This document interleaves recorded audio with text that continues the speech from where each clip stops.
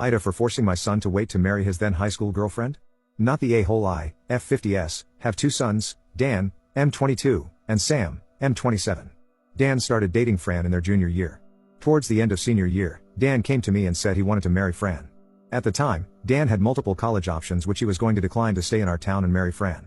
I obviously didn't support this. I wanted my son to go to college and knew he wanted that too, as he'd always been ambitious.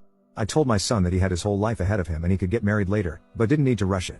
I told him that if he went to college and waited, even just a year or two, I'd pay for his tuition. At the time I didn't know how serious their relationship was, as they'd been together for a little over a year, and was scared it wouldn't work out and he'd waste this opportunity. My son happily accepted this offer and agreed with me that it would be best to wait. This year my son graduated college but maintained a long-distance relationship with Fran, and they announced their engagement a couple months ago.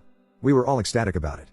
Sometime between then and now, my son told Fran that I was the reason he waited until now to propose. I wasn't aware until Christmas when during dinner, Fran said she wanted to say something. She began saying I paid my son to not marry her and actively tried to ruin their relationship. She then said she was blessed that evil hadn't won and couldn't wait to have a long and happy marriage. Everyone was silent and didn't really know what to say. My son approached me later to apologize and said she had